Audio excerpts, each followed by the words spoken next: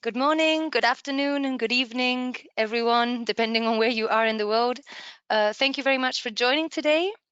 My name is Maya, and I'll be your host for today's webinar. And what we're going to be talking about is that, we'll be delving into what the regulatory agencies want you to check when it comes to genetic characterization and quality control of ATMPs and why this is what they want. So with our first slide, yep. Okay. So as we all know, cell and gene therapy is a revolutionary and rapidly growing field with considerable activity happening, especially in North America. And as you can see here, these graphs are from 2002 data coming from Alliance for Regenerative Medicine. And you'll notice here on the bottom right graph, that we've placed, that you see that the lentiviral vectors are the most popular vehicle for gene therapeutic delivery, and indeed G-retroviral and lentiviral vectors continue to play a critical role in the development of gene-modified cell therapies, especially in T-cell therapies. And to start off the webinar with a nice story, we see already the impact of cell and gene therapy field with this recent example. So here there's an article of 12-month-old Teddy Shaw, who was diagnosed with MLD, and MLD stands for metachromatic leukodystrophy, a very rare disease that severely damages the nervous system. And up until now, there was no treatment available for this disease. However, Orchid Therapeutics, which is a spin-out from the UCL, took it upon themselves to tackle this disease, and with their hard work actually paid off.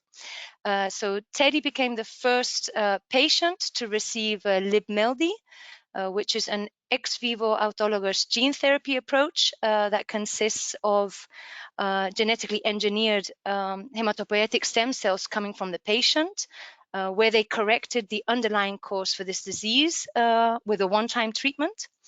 And basically what they did is that they inserted functional copies of the faulty ARSA gene into the genome of these hematopoietic stem cells via lentiviral vectors. And then these modified cells were then infused back into the patient. And actually, Teddy, since she underwent this,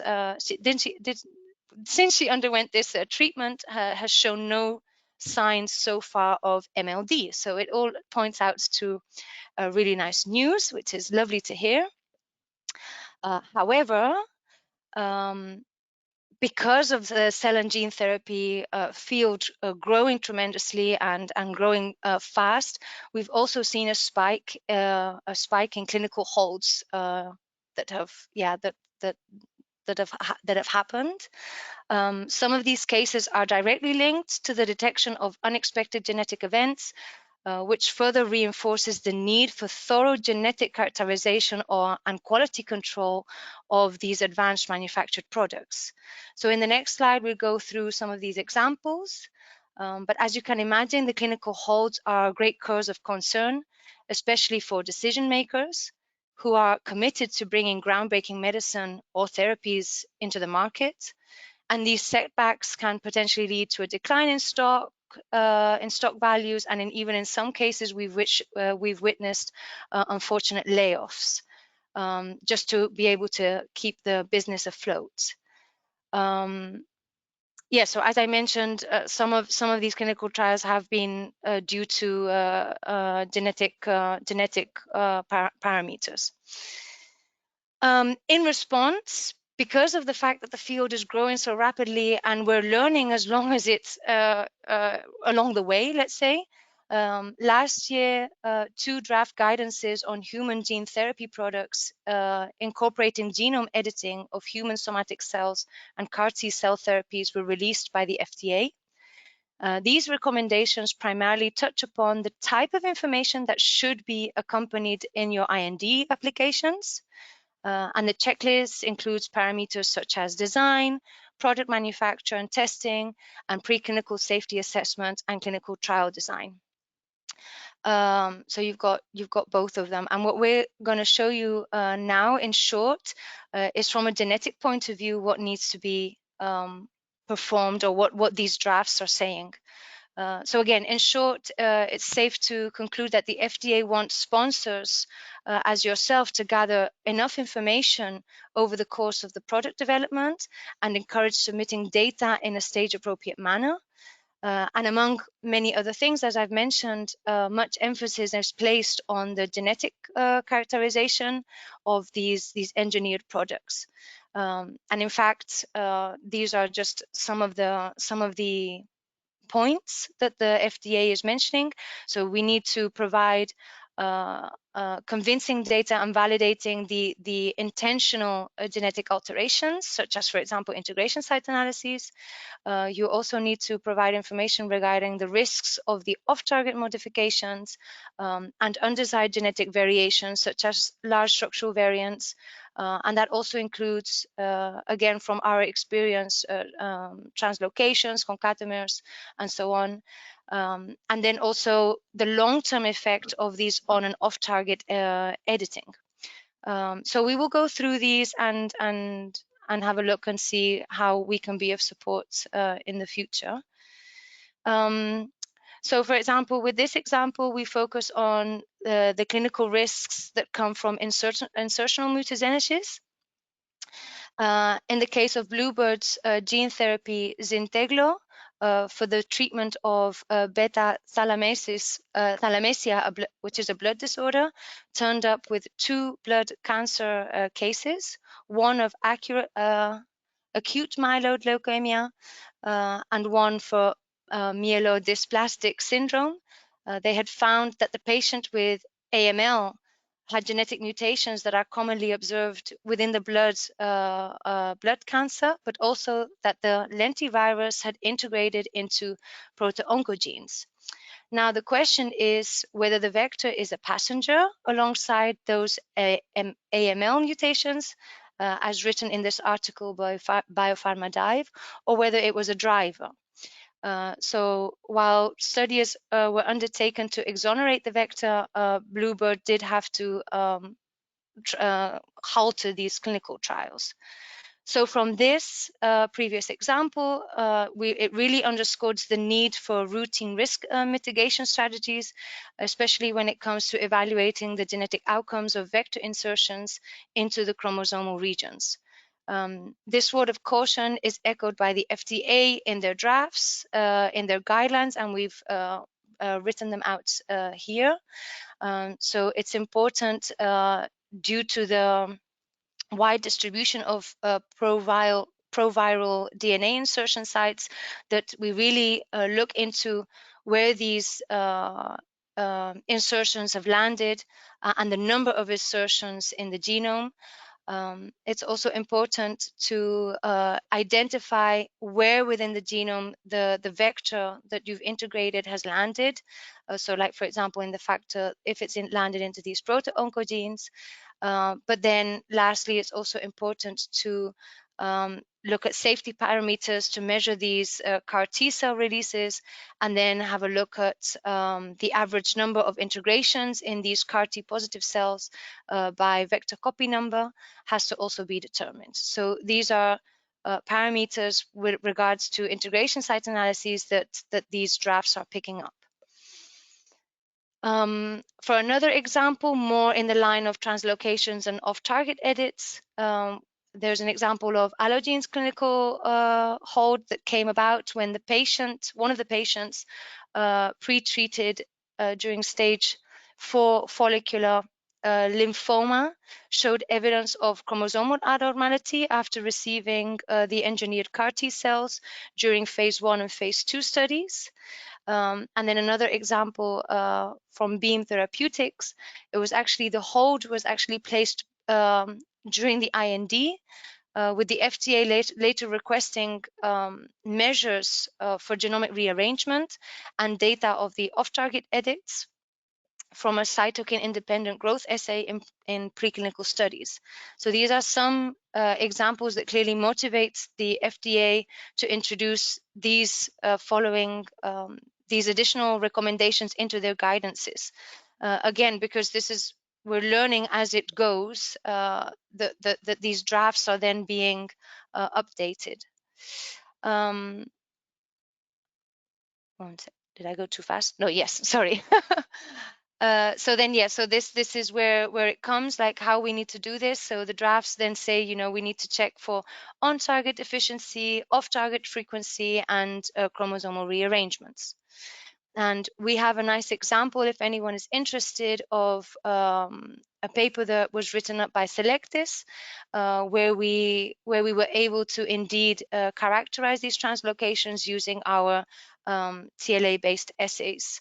And you can see that where the integration site was aimed for chromosome 14, you see a spike also in chromosome 2, and the same goes for the other translocation. So this is important to be performed. In the next examples are relevant for genetic engineering methods, so for allogeneic off-the-shelf products and viral vector production. And in this case, the example, sorry, Adaptimmune's allogeneic program, which seemed to be really close to preclinical finish line, at the time was met with an unexpected discovery, which forced them to do a U-turn on their initial plan. And indeed, the company decided to change up their cell line after chromosomal abnormalities were spotted in the original batch, thereby pushing back the expected clinical trial as written, as informed by Fierce Biotech. So these products are not all that much different from viral vector productions, which are clonal in vitro populations. Now, these must be characterized according to the ICH Q5B and Q5D, which are the 1997 guidelines stipulated for pharmaceutical production cell bank testing, which are widely followed by antibody producing cell banks. So then just as an example, again, so the use of HEC293 T cell lines to manufacture vectors for in vivo applications, they actually raise safety concerns due to the presence of the SV40T antigen encoding sequences. So in this paper, the FDA, together with the NIH, researchers wanted to validate the deletion of this SVT40T antigen in their hexo lines.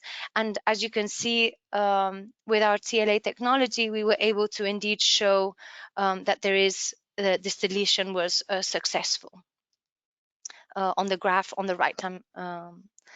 So these are just some examples on how the FDA have responded back on this. There are several different technologies available, some listed on the horizontal line at the top of this graph. And then you've got all of the genetic parameters, some of which we have mentioned throughout the first slides. And of course, sorry, you've got technologies like FISH or LAMP-PCR for different parameters. And then we show also what we do here at Cergentis. So with TLA together with next generation sequencing, we are able to provide you with all of these genetic parameters listed on the left within one single experiment. We only need from you frozen viable cells, actually. And then we can perform all of these tests for you. And then what we've also now included is the ddPCR services, in which we can also provide you with copy number estimation, which, as mentioned, is important.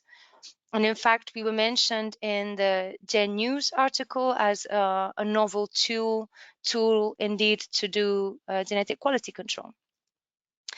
And how does the technology work? For more information, you can actually go to the Nature Biotech paper, which was published back in 2014. But what we do is the technology is based on the proximity ligation principle. And what we're doing is after performing the TLA protocol, we place primers on the vector, on the inserted vector. And then these primers are facing outwards, and therefore it sheds information as to sequence, or the vector integrated sequence, and also the endogenous DNA. So you can imagine it as the lighthouse analogy. That's how we like to compare it. So where your primers would be the lighthouse, and then it provides information of the genomic context in which your vector is integrated.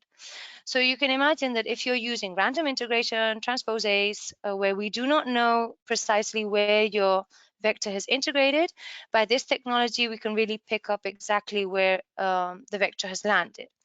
So as an example, you see this genome-wide coverage plot in which you have the chromosomes on the y-axis and the position within the chromosomes on the x-axis. And we can really see that in this case, there were 3 integrations, because you see the peak in coverage. This is where our primers have bound and where the amplification of the next generation sequencing comes from. And then because of the fact that we're using next generation sequencing, we can really dive into the nucleotide sequences, and then also look at the vector fusion within the genome. And we can actually get information of this flanking endogenous DNA. So this is a rough explanation, overview of how the technology works. But who are we? So Cergentis was founded back in 2012. It's a spin-off from the Hubrecht Institute and the Royal Dutch Academy of Science here in the Netherlands. And firstly, the company focused on R&D and developing the TLA technology. Historically, we worked a lot with genetically engineered models, but then we of course started to investigate where else this could be applied. And as we've shown now, and I hope I've shown you that in cell and gene therapy, it's being applied, but also for cell line development for like CHO cell lines. And this is where most of our customers are working at. And today where we at, so we are roughly 50 employees, roughly 50 scientists working at Cergentis, and you can see an image of our building, so that the incubator, a good 40% with a scientific PhD background. We are ISO accredited. And we know that regulatory agencies accept and positively review our reports. So TLA has been used for IND filings. And recently we became part of the Solvias group, who are a big CRO based in Switzerland. So it's really nice to have that additional partners around.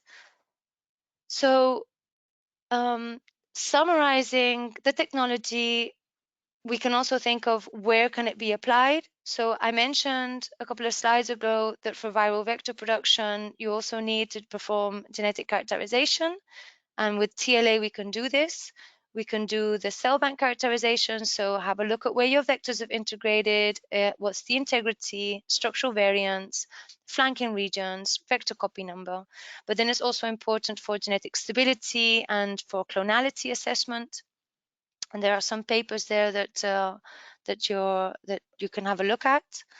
But then also when we're talking about cell therapy, it's important to also perform genetic characterization. So we can apply the technology in clonal samples, but then of course in heterogeneous samples, and again do very similar studies. For here, it's also important to note that it's important for you to know where your vector is integrated and if it's hampering any cancer-related gene, and this is something that we can also support you with. And yeah, so as I mentioned also, the reports are made following regulatory expectations, and they have been accepted and positively reviewed by the regulatory agencies. So in short, as I mentioned, we are a dedicated team of scientists. We are ISO accredited. We work with everyone around the country, around the world. So even though we are based in the small country of the Netherlands, we do work with over 40 countries all around the world, as you can see here in dark blue. We have also a lot of partnerships and close relationships with leading pharma and biotech companies such as Taconic or Fujifilm, Novartis, and so on.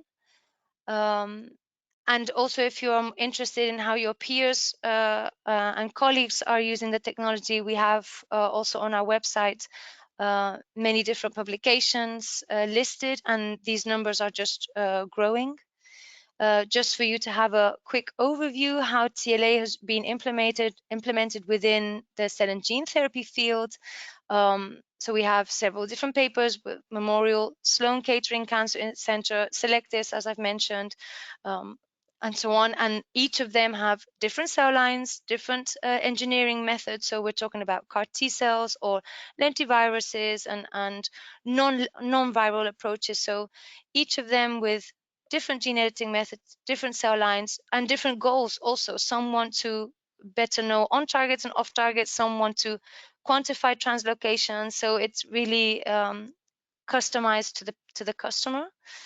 And in fact, recently it was Century Therapeutics, Takeda Pharmaceuticals, and Clade Therapeutics published a review in which they frame key considerations and strategies in applying a risk-based approach in the development of manufacturing and testing procedures for genetically engineered iPSC-derived allogeneic cell therapies.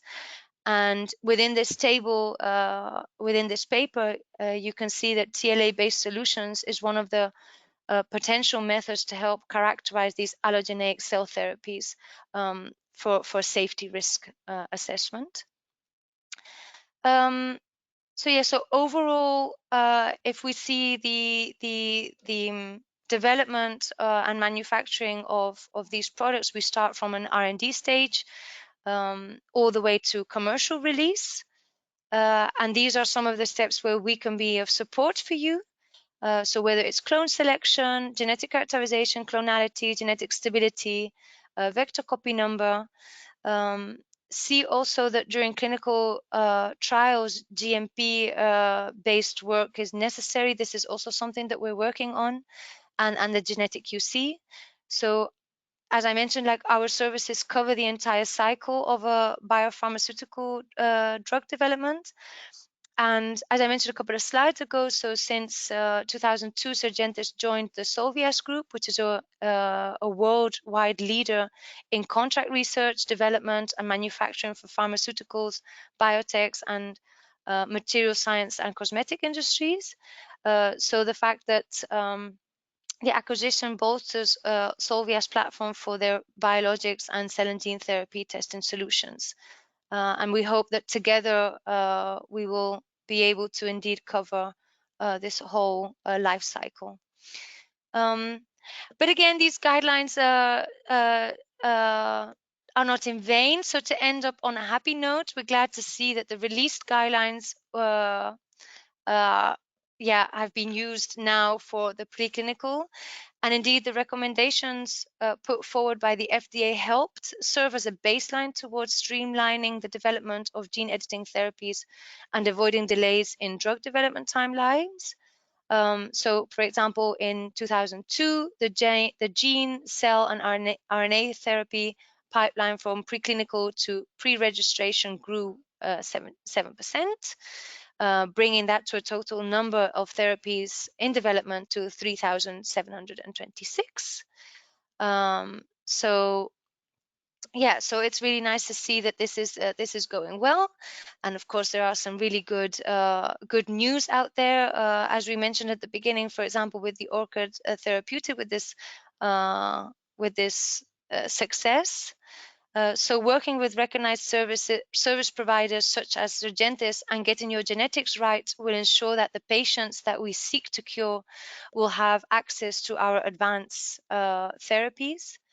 To date, we have successfully helped dozens of safe and effective treatments reach the patients, and by providing a complete portfolio of genetic QC services that probe into the genetic identity and stability of your antibody, viral vector, or ATMP manufacturing, we can help you and your team get your product out there too. So with that, I conclude the webinar of today. Again, thank you very much everyone for attending.